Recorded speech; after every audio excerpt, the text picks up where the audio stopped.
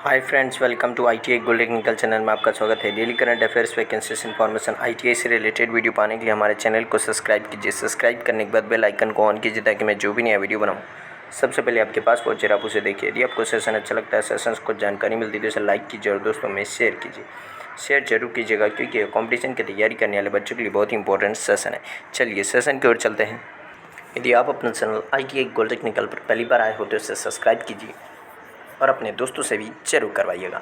आज हम पढ़ेंगे 29 मार्च 2022 से जितने भी इंपॉर्टेंट करंट अफेयर क्वेश्चन बनेंगे वह इस वीडियो में पढ़ेंगे। तो चलिए हम आज का पहला क्वेश्चन देख लेते हैं क्या है। तो आज का पहला क्वेश्चन है, हाल ही में विश्व रंगमंच दिवस कब मनाया गया है? तो इस क्वेश्चन का राइट आंसर है ऑप्शन नंबर डी, 27 मार्च को यह दिवस मनाया गया है।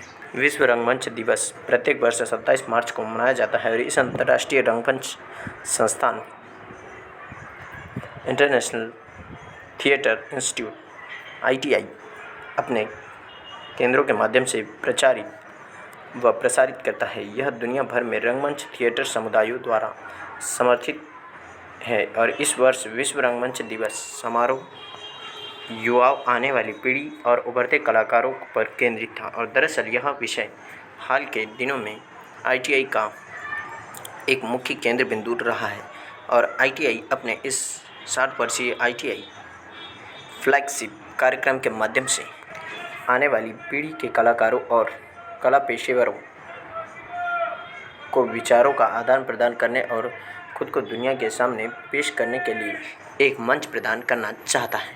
तो इस क्वेश्चन का राइट आंसर हो जाएगा ऑप्शन नंबर डी, 27 मार्च। चलिए नेक्स्ट क्वेश्चन की ओर चलते हैं। नेक्स्ट क्वेश्चन है, हाल ही में किसने दिल्ली के लाल किले में मेगा लाल किला महोत्सव भारत भाग्य विधाता का उद्घाटन किया? तो इस क्वेश्चन का right answer option number C, Smriti Irani ji ने अभी इसका उद्घाटन किया। केंद्रीय महिला और बाल विकास मंत्री स्मृति ईरानी ने दिल्ली के लाल किले में 10 दिवसीय मेगा लाल किला महोत्सव भारत भाग्य विधाता का उद्घाटन किया और लाल किला उत्सव का आयोजन केंद्रीय संस्कृति मंत्रालय द्वारा आज़ादी का अमृत महोत्सव के हिस्से के रूप में किया गया है। और मंत्रालय इस आयोजन को आयोजित करने के लिए डालमिया भारत समूह के साथ सहयोग किया है क्योंकि DBG ने लाल किले को अपने स्मारक मित्र के रूप में अपनाया है और यह त्यौहार भारत के हर हिस्से की विरासत, संस्कृति और विविधता का जश्न मनाएगा। इस क्वेश्चन का right answer option number C. चलिए नेक्स्ट क्वेश्चन की ओर चलते हैं। नेक्स्ट क्वेश्चन है, हाल ही में विंग्स इंडिया 2022 में कोविड चैंपियंस पुरस्कार किसे मिला है? तो इस क्वेश्चन का right answer option number A, CIAL को यह पुरस्कार मिला है। Cochin international airport limited CIAL ने विंग्स इंडिया 2022 में कोविड चैंपियन पुरस्कार जीता है और नागरिक उड्डयन मंत्री ज्योतिरादित्य सिंधिया ने CIAL के प्रबंध निदेशक के एक एस सुहाय IAS ने कोविड चैंपियन पुरस्कार प्राप्त किया और CIAL को कोची हवाई अड्डे पर सुरक्षित यात्रा सुनिश्चित करने के लिए महामारी के समय मिशन सेफगार्डिंग नामक एक सावधानीपूर्वक परियोजना के सफल कार्यान्वयन के लिए सम्मानित किया गया। और यह विंग्स इंडिया वाणिज्यिक सामान्य व्यावसायिक विमानन सहित नागरिक उड्डयन पर एशिया का सबसे बड़ा आयोजन है और यह कार्यक्रम 24 से 27 मार्च 2022 तक हैदराबाद के बेगमपेट हवाई अड्डे पर भारतीय विमानपत्तन प्राधिकरण के सहयोग से नागरिक उड्डयन मंत्रालय और फिक्की द्वारा संयुक्त रूप से आयोजित किया गया है। इस क्वेश्चन का right answer option number A. चलिए नेक्स्ट क्वेश्चन क्यों चलते हैं। नेक्स्ट क्वेश्चन है, हाल ही में नीति आयोग ने निर्यात तैयारी सूचकांक 2021 जारी किया जिसमें शीर्ष पर कौन सा राज्य है? तो इस क्वेश्चन का right answer option number C, Gujarat इसमें शीर्ष पर है। गुजरात नीति आयोग के निर्यात तैयारी सूचकांक 2021 में सबसे ऊपर है और इसके बाद क्रमशः दूसरे और तीसरे स्थान पर महाराष्ट्र और कर्नाटक है। गुजरात ने लगातार दूसरे वर्ष निर्यात तैयारी सूचकांक 2021 के लिए नीति आयोग रैंकिंग में शीर्ष स्थान हासिल किया है जिसका उद्देश्य निर्यात क्षमता और प्रदर्शन के मामले में राज्यों की तैयारी का आकलन करना है। गुजरात राज्य की राजधानी है गांधीनगर। तो इस क्वेश्चन का right answer option number C. चलिए नेक्स्ट क्वेश्चन की ओर चलते हैं। नेक्स्ट क्वेश्चन है, हाल ही में UNCTAD ने भारत की GDP विकास दर घटाकर कितने प्रतिशत की है? तो इस क्वेश्चन का right answer option number B, 4.6% कर दी है। जारी संयुक्त राष्ट्र की एक रिपोर्ट के अनुसार 2022 के लिए भारत की अनुमानित आर्थिक वृद्धि दर को 2% से अधिक घटाकर 4.6% कर दिया गया और यह कमी यूक्रेन में चल रहे युद्ध के लिए जिम्मेदार है। नई दिल्ली को ऊर्जा पहुंच और कीमतों पर प्रतिबंध के साथ साथ व्यापार प्रतिबंधों, खाद्य मुद्रास्फीति और सख्त नीतियों और वित्तीय अस्थिरता का सामना करना पड़ सकता है। इस क्वेश्चन का राइट आंसर हो जाएगा ऑप्शन नंबर बी। चलिए नेक्स्ट क्वेश्चन की ओर चलते हैं। नेक्स्ट क्वेश्चन है, हाल ही में नियो बैंक एवल फाइनेंस का अधिग्रहण कौन सी कंपनी करेगी? तो इस क्वेश्चन का राइट आंसर है option number A, Ola company अभी इसका अधिग्रहण करने जा रही है। ओला एक भारतीय राइड हेल्डिंग स्टार्टअप है और यह अपनी वित्तीय सेवाओं की पेशकश का विस्तार करने के लिए नियो बैंकिंग प्लेटफॉर्म एवल फाइनेंस का अधिग्रहण करने के लिए सहमत हो गया है। तो इस क्वेश्चन का राइट आंसर हो जाएगा ऑप्शन नंबर ए। चलिए नेक्स्ट क्वेश्चन की ओर चलते हैं। नेक्स्ट क्वेश्चन है,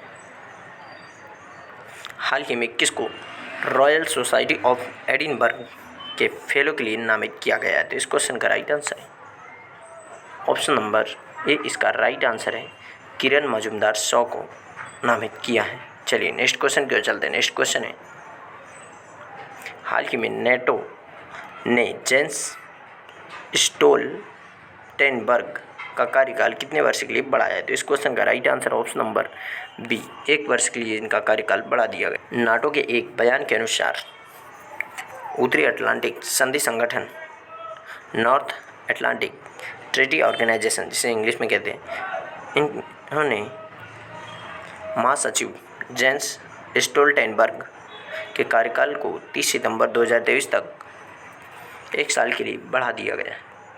यही है जेंस स्टोल्टेनबर्ग, नाटो के महासचिव। तो इस क्वेश्चन का right answer option number B. चलिए नेक्स्ट क्वेश्चन की ओर चलते हैं। नेक्स्ट क्वेश्चन है, हाल ही में भारत सरकार ने कितने अक्टूबर को राष्ट्रीय डॉल्फिन दिवस के रूप में नामित किया है? तो इस क्वेश्चन का right answer option number A, 5 अक्टूबर को राष्ट्रीय डॉल्फिन दिवस के रूप में नामित किया है। केंद्रीय पर्यावरण, वन और जलवायु परिवर्तन मंत्रालय ने प्रत्येक वर्ष 5 अक्टूबर को राष्ट्रीय डॉल्फिन दिवस के रूप में मनाने के लिए नामित किया है। यह डॉल्फिन के संरक्षण के लिए जागरूकता पैदा करने हेतु उठाया गया एक ऐतिहासिक कदम है, जिसे वर्ष 2022 से ही मनाना शुरू किया जाएगा और यह जानकारी केंद्रीय पर्यावरण, वन और जलवायु परिवर्तन मंत्री भूपेंद्र यादव द्वारा 25 मार्च 2022 को नई दिल्ली में संपन्न हुए राष्ट्रीय वन्य जीव बोर्ड की स्थायी समिति की 67वीं बैठक के दौरान की गई थी। डॉल्फिन एक स्वस्थ जलीय पारिस्थितिकी तंत्र के आदर्श पारिस्थितिकी संकेतक के रूप में कार्य करती है और डॉल्फिन के संरक्षण से प्रजातियों के अस्तित्व और उनकी आजीविका के लिए जलीय प्रणाली तंत्र पर निर्भर लोगों को भी लाभ होगा। इस क्वेश्चन का right answer option number A, 5 अक्टूबर को राष्ट्रीय डॉल्फिन दिवस के रूप में नामित किया है। चलिए नेक्स्ट क्वेश्चन की ओर चलते हैं। नेक्स्ट क्वेश्चन है, हाल ही में स्विस ओपन बैडमिंटन 2022 का खिताब किसने जीता? तो इस क्वेश्चन का right answer option number A, PV Sindhu ने यह खिताब अभी जीता है।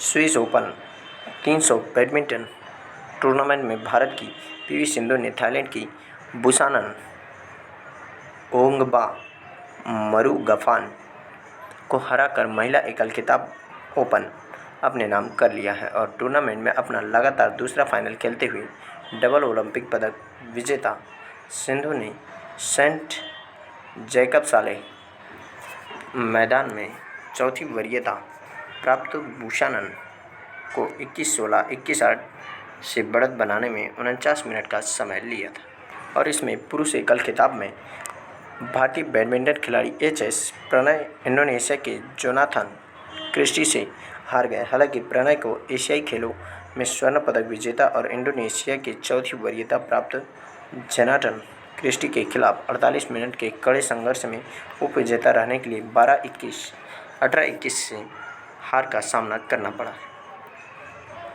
तो इस क्वेश्चन का right answer option number A. चलिए आज का सेशन यही समाप्त होता है। यदि आप अपने चैनल ITI गोल्ड टेक्निकल पर पहली बार आए हो तो इसे सब्सक्राइब कीजिए। सब्सक्राइब करने के बाद बेल आइकन को ऑन कीजिए ताकि मैं जो भी नया वीडियो बनाऊँ सबसे पहले आपके पास पहुँचे आप उसे देखिए। यदि आपको सेशन अच्छा लगता है, सेशन से कुछ जानकारी मिलती है तो लाइक कीजिए और दोस्तों में शेयर कीजिए। शेयर जरूर कीजिएगा क्योंकि यह कॉम्पिटिशन की तैयारी करने वाले बच्चों के लिए बहुत ही इंपॉर्टेंट सेशन है। Thank you so much for watching for my video. मिलते हैं नेक्स्ट सेशन में।